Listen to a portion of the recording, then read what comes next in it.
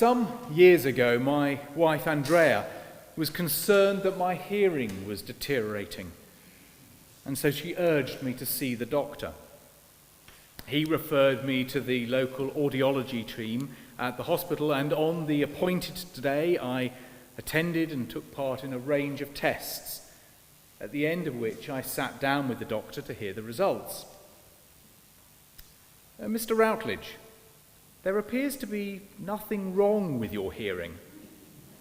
I wonder whether perhaps it's your listening that's the issue, was the rather harsh, if true, assessment. It's not just enough to hear the words for communication to take place. Today, as Sally mentioned, we're continuing our service, considering how we might be the body of Christ as a church and as a community. And this morning we'll have a particular focus on communication using eyes and our ears. Our reading from Romans talks about the people of God being one body, but made up of different parts, each of which is important. This echoes Paul's earlier first letter to the Corinthians, albeit listing different gifts or attributes. However, what both make clear is that we need these differences because collectively they make up the whole. I wonder, how do you feel about difference? Do you love it? Or does it make you uncomfortable and something you do your best to avoid if at all possible? As a species, we're wired to notice difference because that difference might represent danger or an opportunity. Imagine you are walking through the jungle. That slight movement in the foliage you notice through the corner of your eye could mean some food for your supper or something that will make you food for its supper. Our eyes and our ears are taking in so much information every second that we cannot possibly process all of it. So our brains have developed a way of noticing what is different, whether it is movement we see or a different sound that we hear, so that we're aware of things that might be a danger and eat us, or might be an opportunity and something we can eat. And this noticing difference is something that is transferred from the jungle into our 21st century lives. A Chelsea fan dressed in blue Chelsea kit will stand out as different if seated amongst a group of Arsenal fans in their red shirts.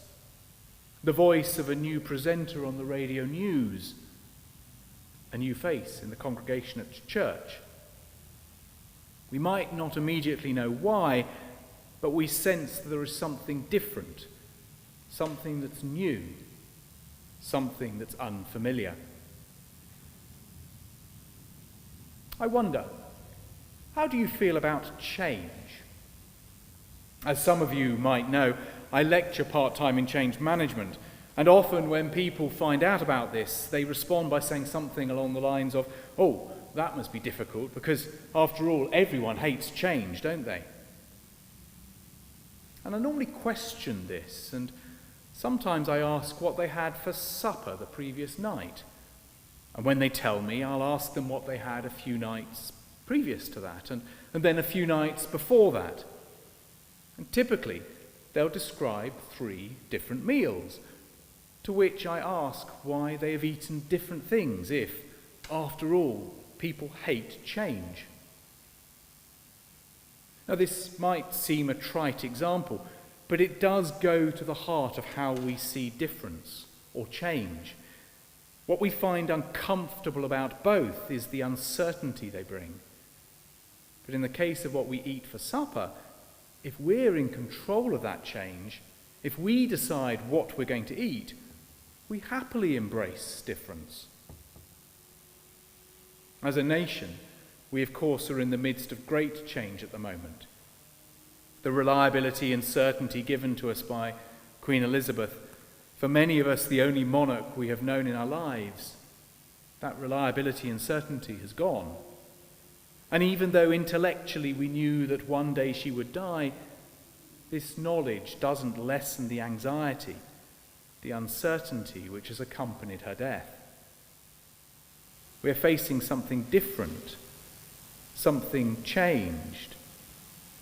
Whether we're a monarchist or a republican, I think we will all recognize that things will no longer be the same. And this change will take some adjustment or recalibration. So I wonder, how do you feel about change? I wonder, how do you feel about difference? When you heard the list of attributes in this morning's reading, did you find yourself latching on to one more than others? Were there some that you thought were unimportant or frivolous? We have different gifts according to the grace given to each of us. If your gift is prophesying, then prophesy in accordance with your faith. If it is serving, then serve. If it is teaching, then teach. If it is to encourage, then give encouragement. If it is giving, then give generously. If it is to lead, do it diligently. If it is to show mercy, do it cheerfully. Are you drawn to those attributes that you see in yourself? Are you less excited by those attributes that you yourself don't value? At the heart of what Paul is saying in his letter to the church in Rome, and indeed the letter I mentioned that he wrote to Corinth, is that we don't all have all these attributes or gifts, but that they are all important if we are to be the body of Christ. So what has all this got to do with communicating? Just as my audiologist recognized when I had my hearing tests, it's not just enough to hear something, I also needed to listen. I need to use my understanding of language, both the words and the style and context of delivery, to gauge what the noise means. Otherwise, it is just merely noise, not communication. Seeing something move in the jungle isn't enough on its own. We need to apply our skills of judgment, or in academic terminology, something we call critical thinking, to work out whether the thing that is moving is the food or if we are. But both these mechanisms contain a flaw. They rely on my existing knowledge and my bank of experiences. For example, if I have no knowledge of the language spoken, it's difficult for me to understand what its meaning is. Some years ago, I was negotiating a contract in Israel. Some of the parties to the contract spoke little English, so I said to the local lawyers that I didn't mind if they discussed the particular point in Hebrew and then summarized it back to me in English. The discussion went back and forth in Hebrew, getting more and more heated, voices getting louder and louder, gesticulations getting more and more pronounced. I even wondered if physical violence might break out. As I sat there, I thought, oh well, I guess I might need to see if I can get an earlier flight home. My understanding of what was happening, based on what I could see and hear, was that this point was unsurmountable and the deal was falling apart. And as I sat pondering the collapsed deal, our lawyer spoke to me in English and said, Matthew, in summary, they have no problem with what you've asked for. They're quite happy to agree the point. The trouble was, I was judging the situation based on my view and my experience of how people should behave. I was not allowing for difference, for a different way of discussing and resolving difference. I was expecting the method of negotiation to be the one I was used to, the one I was comfortable with. Dare I say it, I was expecting them to do it the way I did it, but they weren't. We did reach a deal. We came together and made it work through recognizing and accepting our difference, but instead of being focused on difference, we were focused on the same thing, finding a way to make the deal work. Just as for Paul, writing his letters to the early church, yes, you are different, but that's good. We need difference to get the work done. What's important? The thing that really matters is that collectively you are the body of Christ. You might be going at the work in different ways, at different speeds, bringing different skills or attributes, but we are all doing the same thing, offering our bodies as living sacrifices to God. But more than this, those we encounter should see by what we do and hear by what we say that we are the body of Christ, through the manner in which we prophesy, serve, teach, encourage, give, lead, and show mercy. And part of this is through us not thinking ourselves more highly than we ought. The skill or attribute we offer is important, but so are those that others bring. They are all important, and all are needed to make us the body of Christ. We should show this in what we say and what we do. We should show this in how we are. As St. Francis is attributed as saying, preach the gospel always. Use words if you have to. And instead of resisting the difference, instead of fighting against change, we need to learn to value it, to embrace it, to recognize that it helps to create the whole body of Christ.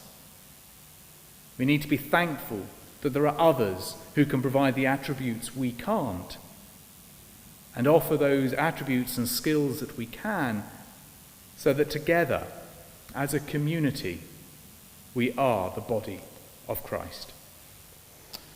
At 6 o'clock tonight, we'll hold our service of commemoration for Her Late Majesty Queen Elizabeth II, as tonight obviously is the eve of her funeral. So it's a service open for everybody within our community, so do please encourage others to come along. Tomorrow, we're going to be able to show the funeral from our big screen here. So if you would be at home by yourself and want to be in other people's company, then do come along. Or again, do pass on the news to other people. It's been quite an extraordinary week, and I'm very grateful to everybody who helped to set everything up last Friday, make the service happen last Sunday, and have continued to be around for those.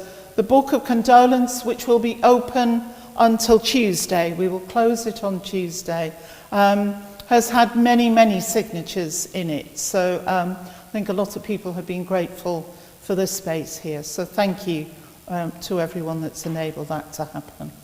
Thank you too to, there's a few of them around, to the bell ringers who've accommodated all the different needs of muffling and unmuffling and flags up and down all the time. It's been, again, quite an amazing time.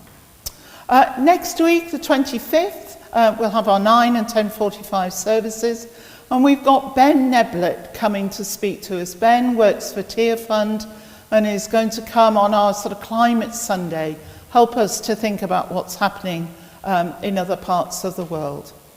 The week following is Harvest, the 2nd, and next week envelopes will be available for you take away to put in donations for the Chiltern Food Bank or for the Disaster Emergency Committee, particularly as we think about Pakistan. Of course, all of that's fallen away from the headlines this week, but the emergencies are continuing. So next week is our climate service, the following week is Harvest.